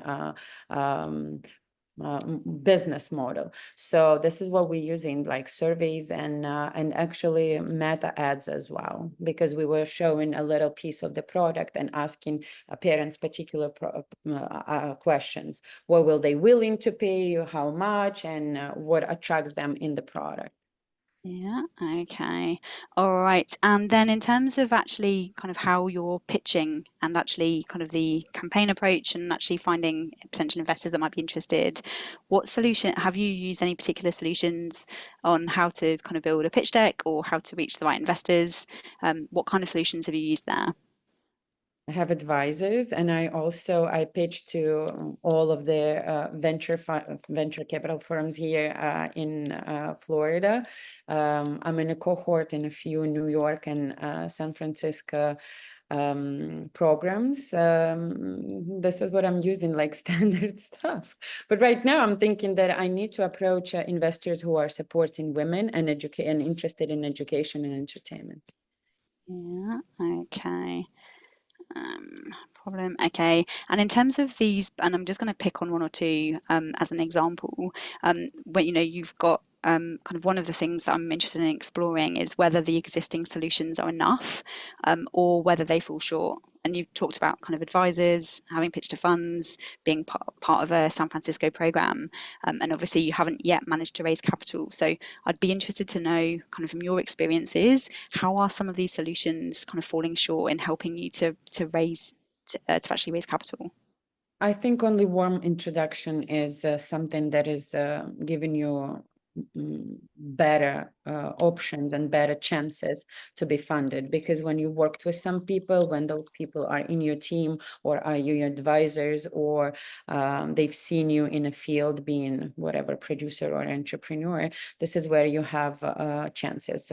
All other devices or software that exist over there, it's pretty cold, and nobody they keep asking what is your progress every month. They are approaching me and asking what's going on, but rather than that, it's just building up the relationship. No more than that at this stage. Okay. So, and how about, because obviously you've pitched, have you used, and in terms of advisors, so if you've been using advisors to help you with kind of pitching, specifically, have you found any challenges with trying to implement what advisors are telling you in order to raise capital? Did I experience any problems with that? Yeah, like for example, like typically, What I've learned during that time is that lots of advisors are, they built what they built and they have their own experiences, but by the end of the day, you need to listen to your gut. So that's what I've learned from that. There's no problem in it. It's just a learning curve. Right, because when you said kind of they've built what they built and they had their own experiences, I wondered if what you were going to say was actually it's quite hard to put someone else's experiences into your own practice. Yeah, exactly. Well, Yeah. right now you're also giving us the idea how to approach product market fit and do the surveys and things like that. But every startup is pretty unique, I think. And I'm not doing B2B solution. I'm doing something that people. It's not a problem for kids to be entertained and having games. There are so many games over there, but you just want to build something unique that will give them education, entertainment, and stay in a peer group creating together. So I asked the question about why it's supposed to be a problem all the time, why it cannot be the need or the desire. Yeah, okay, all right. Okay, thank you very much for your time today. I really enjoyed kind of listening and understanding some of the challenges that you're facing, but also some of the great work that you're doing in terms of getting this product off the ground. As I mentioned, I'm doing this as a research project to understand what challenges are facing particularly first-time founders in the market, and I'll be doing this type of research with, I've got about 20 other interviews lined up. I'd love to come back to you in a couple of weeks to present some of the patterns of problems that we found and some of the challenges facing founders just like you, and then also talk to you a bit about what our solution concept might look like, and whether there's and get your really valuable feedback on whether the solution concept that we kind of come up with would actually solve some of the challenges that you've told us about. Would you be willing for me to kind of set up a second meeting with you for that? Absolutely. Thank you so much for your time and approach. Okay, all right, thank you. Okay, I'll stop there. How did they, and I'd also ask if Ola had found value in the interview, I would also ask if you had any other founder friends that you thought would want to talk to me. So I missed that part, and I think, John, you might have just add that in the comments. It's always great to get an introduction at the very end of the interview. Ola, how did that feel to be interviewed? I love talking. I'm pitching every day. It was lovely. Thank you for all those questions. I would love to learn how to prove that this product has a space on the market. Yeah. So, and for those of you on the call, I'd be interested, and again, this is a slightly bigger group than I usually run these sessions within Leap Sheep, but I'd be interested to see because again, you see, I didn't talk at all about what Leap Sheep does other than our vision.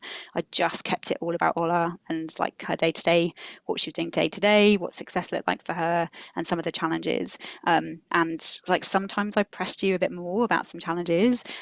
Interestingly, many of the challenges that we find with first time founders you didn't mention, and you'll see I prodded you on a couple, and then you kind of shut me down that they aren't a problem for you. And so I didn't try and force them on you. I just moved the conversation through. So yeah, it'll be interesting if you have any particular observations about the interview itself. Feel free to put them in the chat, and we'll just kind of quickly recap through them. So I'll just wait for a minute for everyone to kind of add any observations in as you have them.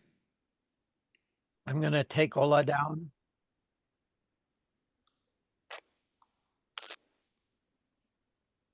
So I thought that you had done a good job with asking the general questions. You didn't press as much as I expected you to on the what are the things that other people are doing, or what are the other things that you have tried. And so I would be trying to do sort of the competitive matrix question a little bit harder than I heard you do. And I've already diagnosed from what she said a whole bunch of soapbox things I want to stand up and yell about. And so there's a whole bunch of behavior there that's classic behavior, which then skips what I call the lean startup methodology. And so it's worth diving into that. And I would have had a hard time not stepping into that. And so you didn't. That was very good. I do not see more questions coming into the chat. Does anybody have a question that you want to come up on the screen? Click on the raise your hand button.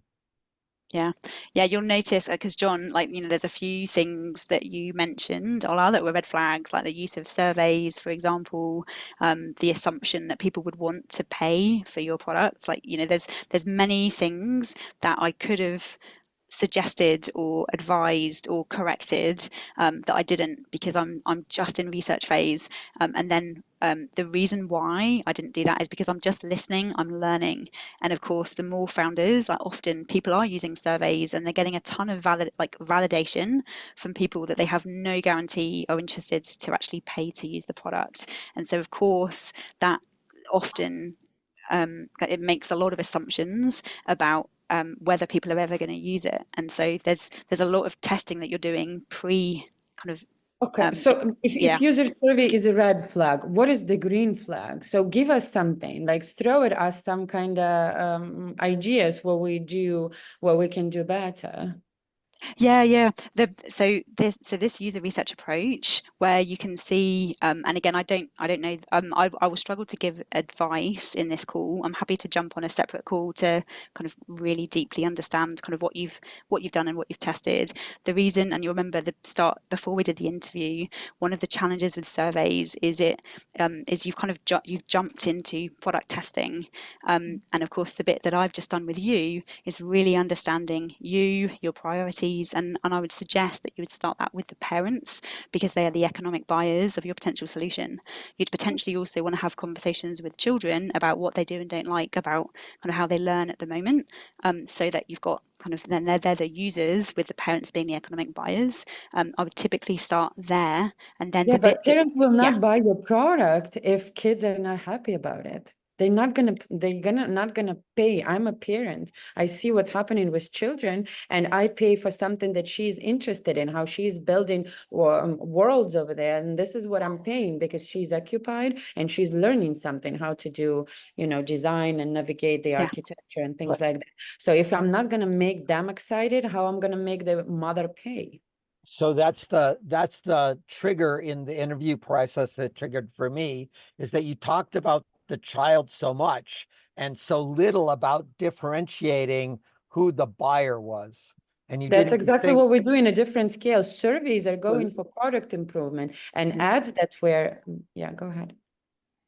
when you say I have an edutainment thing and you know who your user is and you think you have something there, who is the buyer? Is it the parent? Is it the parent Is it the grandparent? Is it the teacher? Is it the principal? Is it the school? Is it the nonprofit that cares about girls learning how to do science? Is it the education department at the federal level? There's at least 15 different possible buyers, each one of which is an experiment. And so when you spend so much time talking about the user and not about the buyer, then that for the investor is a red flag, because we care about traction as the person who pays leaning in. And we want you to not only tell us that there's random people that say, ooh, this is a good thing, but there are people who are qualified as customers. And the only way that I know that someone is a customer is that they paid you. And so that's why I, in the chat, am pushing on this notion of a content strategy, where you monetize your content strategy to validate that there are people who are willing to pay for the solution or to pay to talk about the problem, which then helps me know that you've qualified the customer base, and that when you tell me you've got traction because you got 50,000 followers in XYZ channel and all of them have paid you $1 to be there, that's way more interesting than I have millions of people who have not paid anything. Just my little soapbox already. No, that's fine. I'm going to move on to the next steps and then open up for Q&A. Ola, if you want any specific support, I'm at the end of this, I'll show like a QR code if you want a strategy session where we can delve into this a little more. I just want to make sure that everyone kind of understands what comes next, and then give everyone an opportunity for any questions about how this might relate to them. Because as I mentioned, this approach works whether you have a product built already or whether you're in idea stage. Because if you have a product built already, we just say you need to put that to the side if you're not making the progress that you want, and you want a quick way to get back on track to product market fit. So I'll just quickly go through there. I'll just be a few minutes and then I'll open it up to Q&A from everybody. So I'll just share my screen again. And yeah, Ola, thank you for having a conversation there. Let me just share my screen.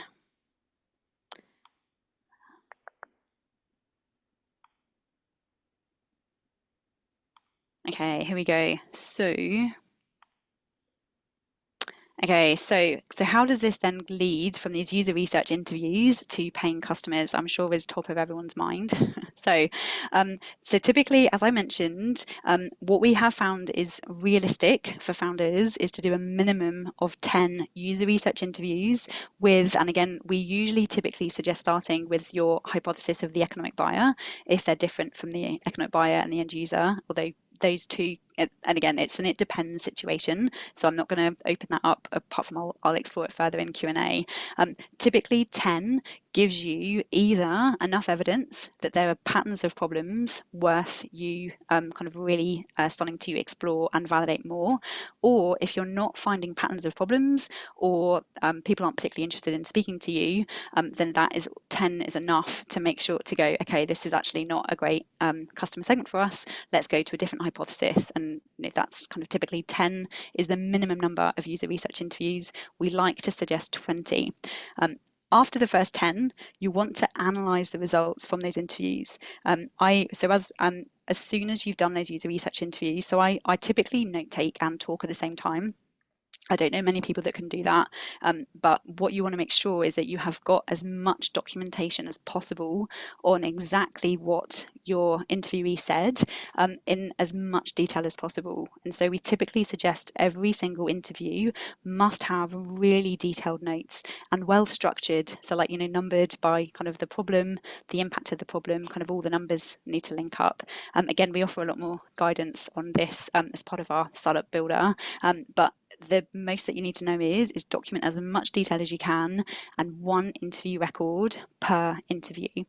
Then once you've got that minimum of 10, that's when you want to start looking for patterns. So patterns in kind of jobs to be done, that first question, patterns in what success looks like. I know for Ola, it was all around kind of building like a unicorn or a successful startup, so she could solve more problems for kind of for parents and kids in that area. And so you want to find those patterns of problems so that you know what most people in your beachhead are aiming for. successes.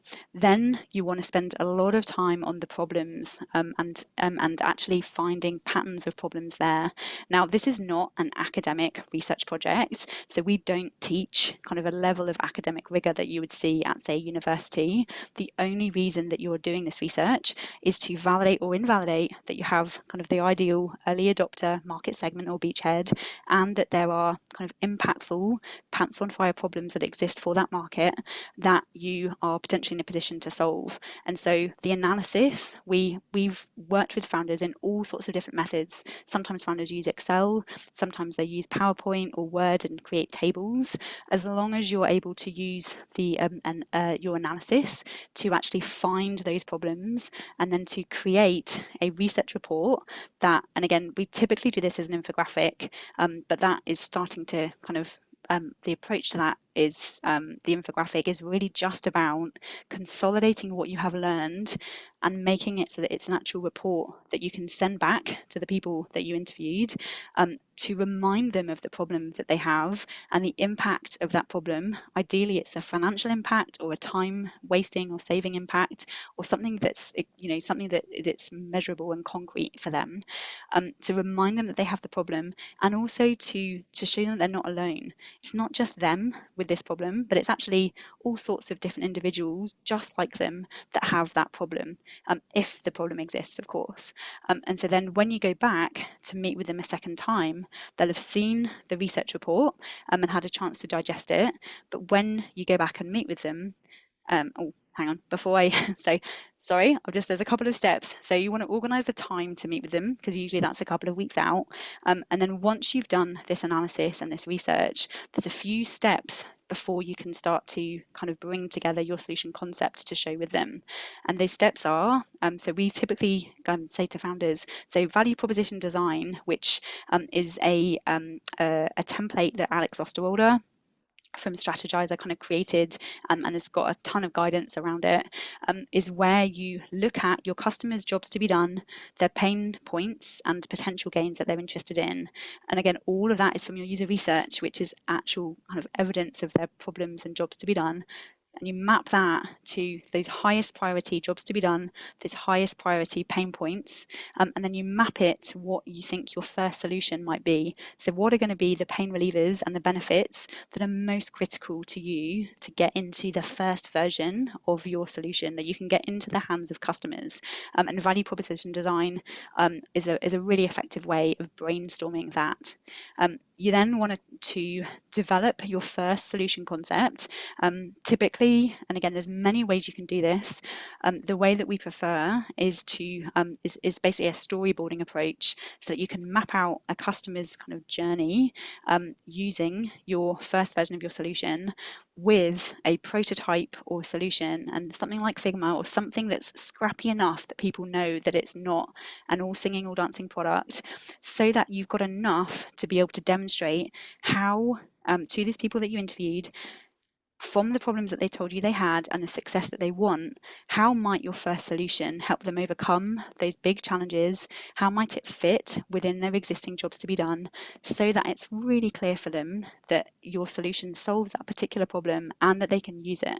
Because then when you meet and have these follow-up meetings, you want to explain the patterns of problems you found to recap it and get validation that that is kind of their experience. You then want to say, look, this is our concept of how we think we might be able to solve your problem. We think you might be able to use it in this particular way. We think that this would be the benefits that you would get, and we think this is how it might solve your problems. What do you think? Like, would this fit in your day-to-day work? Is this something you could see yourself using? Like, are there any bugs or things that wouldn't work about this? And then give them the opportunity to give you that really frank feedback, because it's a concept, not a product. And at the end of that meeting, the logical step is, thanks so much for catching up with me again. Thanks so much for you've agreed that the research reflects the challenges that you're facing. You've agreed that this solution concept is something that actually you could use to solve that problem with this, that, and the other tweak.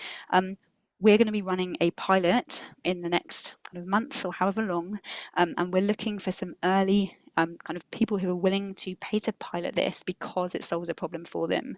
Would you be willing to be part of this pilot? You know, would you sign a wait list that perhaps has a kind of a monetary element to demonstrate that they would be willing to pilot? And as I mentioned, like, you know, and again, Elon Musk is more of a known quantity, but he did this very successfully with Tesla. Like, would you be willing to pilot this with me and spend time with me so I can make sure that this works, not that it's just another solution that, you know, you might try and then just leave on the side. Like, I want this product or solution to work for people just like you. And typically, this is a really great way to find those first paying customers. Okay, I'm going to stop there. I think some of the common challenges might come out in the Q&A, so I want to just leave some time for questions. So Zaki has a question about tools and templates. Yes, yeah. So the answer, so Zaki, at the moment, our user research framework we've created ourselves, and we've used, in order to make it as accessible as possible to founders everywhere, our core templates are in PowerPoint and Excel, just because those are, typically have been used and are easily usable. We do have them in Miro, and we create copies of them in Miro for all of our customers who want that. But we have tried to keep the template simple. You know, yes, Miro would be a fabulous place to collect this.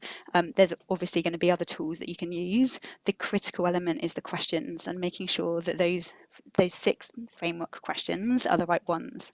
And then in terms of the analysis, some of our founders are really like data analysis, really into data analysis, and they've made the data analysis pretty technical and almost academic, and others have kind of kept it simple and basic and focused more on the story. As long as you are capturing patterns of feedback, patterns of problems and patterns, so that you can create a story in a research report to share back, that is enough. So the answer is yes, we have templates. They're not widely available. This is actually the first time we've run this session outside of our paywall.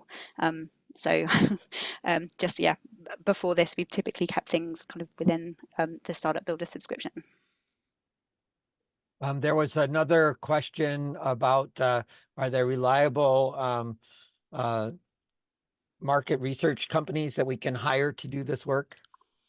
The answer is definitely not. So if you hire a market research company to do this work, they are going to go out, they're going to get some information, but they'll be the ones to build that personal connection with your potential customers. They'll put probably a nice looking report together, but I can guarantee you those people that they did the research with are not going to want to talk to you as the founder, because you don't have the relationship and it wasn't you that understood. And just like, you know, I've taken a ton of things from that interview with Ola just now that I will think about and really go through in my head, and I'll look at it in comparison with the other interview records that I have, and only me as a founder, and I'm a co-founder, will be able to interpret everything they're saying. Market research companies are experts in market research and sometimes in these kind of research conversations, but they are not the founders of your business. They will never care as much about your potential customers as you will. So please avoid market research agencies. Same with marketing agencies, because you're learning so much. Could they be used to help you generate people that you interview? Possibly. Yes is the answer. The other thing though is, again, yes, you're learning a lot from these research interviews, but in the process of getting the interviews, you're also learning how to communicate with individuals in order to get them to speak with you. And again, like this kind of really early stage work, when it's a completely new business model, completely new business, I always advise founders to even though yes, it takes your time, but you are going to learn so much that if you try and automate or kind of outsource to any other agency, the learning is what you'll lose. And so it's actually a false economy. So until you have sufficient markers that tell you that you're at product market fit, it's important for the founders to be doing the learning of what the submarkets are by doing the searching rather than paying other people to do it, is what I just heard you say. Absolutely. Yeah. I think that's all the questions we have in the chat. Anybody else have questions that you want Oh, me I've got to one deal from with? Holly. There's one Okay. from Holly that I'd really like to answer. So, Yeah. Holly, this is a great question because, as you've said, like, you know, how do you ask someone to pay you money when it seems like really they're the ones doing you the favor? If you ever feel like the people you're talking with are doing you a favor, then they're not then either there's kind of something gone wrong in the setup, or they don't really have a problem, because if they think they're doing you a favor, then there's no reason why they're ever going to pay you money, as you say. And that's the reason, going back to that first question about the focus on problems rather than like creating customer desires. If a customer doesn't have a really compelling problem that they think you might be able to help you with, then there's probably not a market or a customer there. Like, the reason they should want to speak with you is because they are so desperate for a solution to a problem that they have that they can't find, that they are willing to work with an unknown startup founder who may or may not be able to help them, but they're desperate for a solution. And again, that's the ideal. Of course, it doesn't always work that way, but it's a worry if they think they're doing you a favor. So Ola had her hand up there for a second. Yeah, I was just wanting to confirm that it's important as a founder. We didn't hire the marketing company. We did it with them. They were just more advanced on setting up the questionnaire. They were more advanced on making some advisory work for us. But I did it with my co-founder. We went to a field, to a huge place where baseball kids play baseball, and we started asking them, showing them the platform and things like that. It's really important to hear yourself, because the surveys that are coming from the marketing teams, they're just too beautiful. They're too sweet and too sugary for the real problem and solution that we're building. That's it. Thank you. Thank you. One of the problems that I hear in Holly's question is that she's attached to the product, and how can I ask for money for the product? She didn't ask, how do I ask for money? And so the belief that I'm hearing in the cracks here is, I can't talk about anything until I can have the product done so I can talk about the product. And I can't sell the product until it's good enough. And both of those are false, right? Can you dive into that better? Yeah, absolutely. Yeah, and you're not, Holly, you're not alone. Founders say this to me all of the time. Like, no one's going to talk to me if I don't have a product to show them. And this approach really turns that on its head, because if you lead with the product, then you've made a load of assumptions, which is, one, that they care about the product that you've built, two, that they have the problem that you think they do, and three, that it's important to them in the context of all the other things. And that's the premise around that kind of, they're doing me a favor by giving me feedback on the product. Like, and the opposite is true.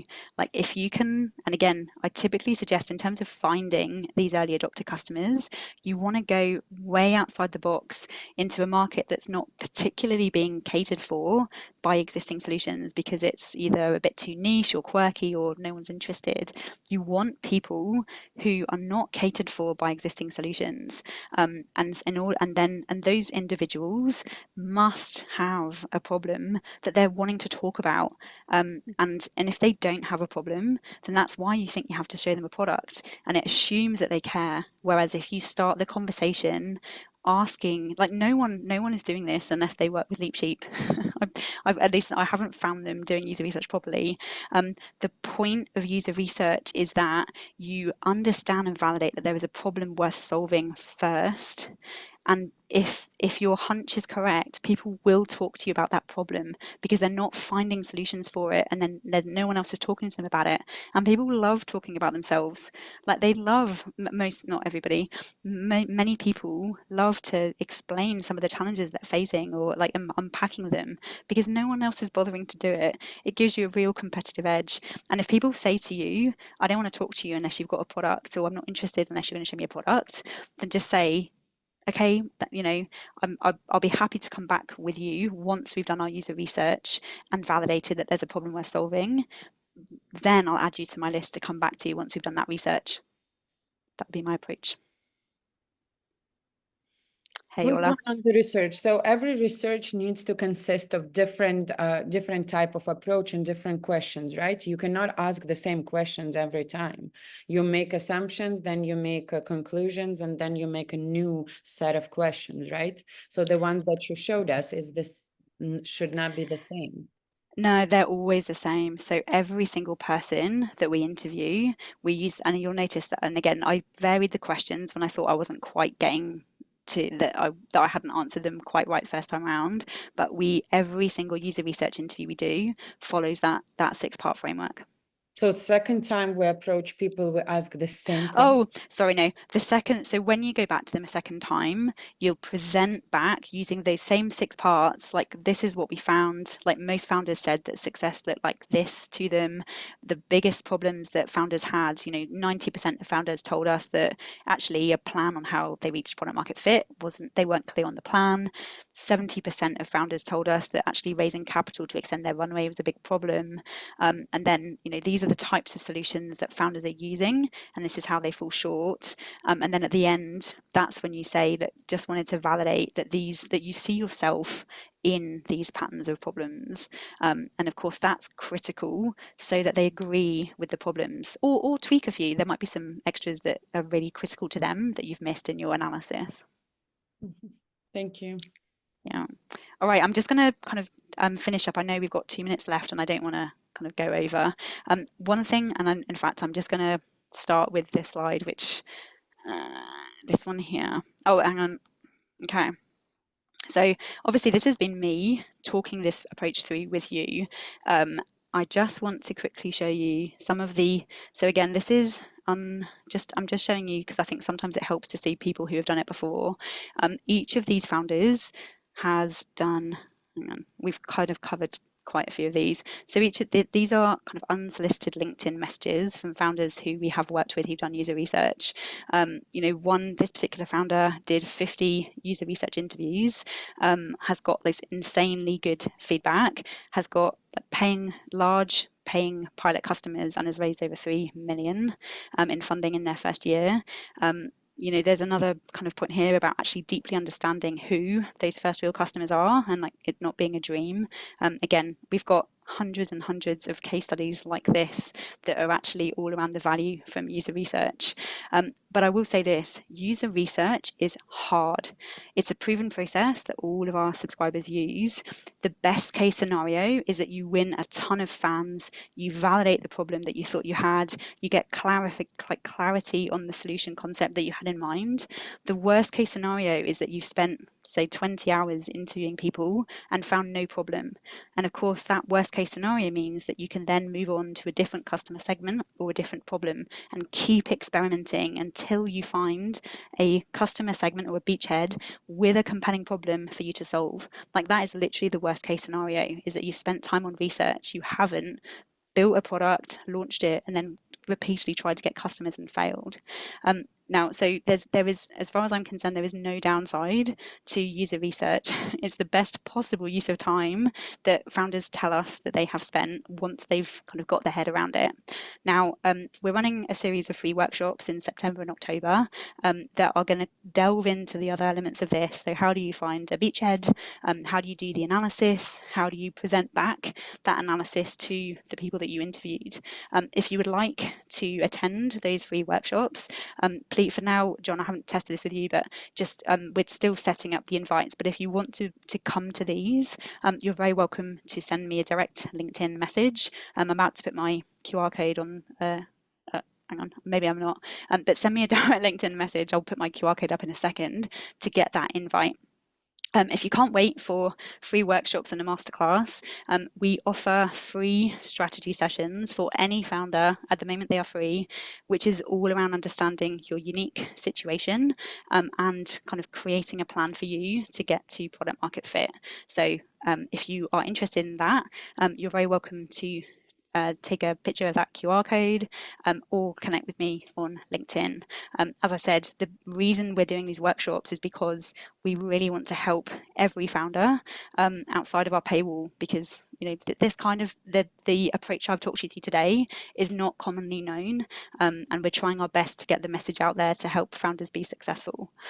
So yeah, happy to have a strategy session with any founder that would like it. And then this is my LinkedIn link in case anyone wants it. Zaki says that the QR code is not working. Yeah. Oh no. Huh. You want I'm to sorry. post it into the chat? Yes, I do want to post it into the chat. Do you know what? I've checked this presentation so many times, and that was one slide that my co-founder created, and I added it in. So apologies. Let me just add the link now. Yeah, it says page not found. Oh man, do you know what? You prepare for everything, and then the one critical element messes you up. Let me just add it into the Zoom link. Okay, so I'm just adding my LinkedIn page and then the strategy session link. So we offer strategy sessions, myself and my co-founder. I'll just send you the link to my direct one so that you can chat to me. Just give me about 20 seconds. So to recap on our side, since we're running out of time, we have both the Seattle Angel Conference and the Transatlantic Angel Conference coming up in the next couple of weeks to the next month. I put the chat in there, put the links in the chat. There are 3 little dots. If you click on the 3 little dots, you can save the whole chat. That'll be useful. We will post these slides to all the people that registered. And we will put the recording of this up onto the YouTube channel, and we'll go forward from there. Thanks so very much for everyone coming. Thank you so very much, Sarah. By the way, people were asking if we could recap some more of the interview parts. Would you be willing to run a workshop that was just more role playing on those things in public? Yeah, Yeah, okay. absolutely. Yeah, So happy to we'll do that. schedule those in the September, October timeframes with Sarah. Yeah. Thanks so very much for coming. We will do more workshops next week. And if you're having any trouble, please drop us a note. Bye-bye, everyone. Yeah. And good luck. Thank you very much. Thanks, Ola, for being interviewed. Go. Thank you very much for your time and energy.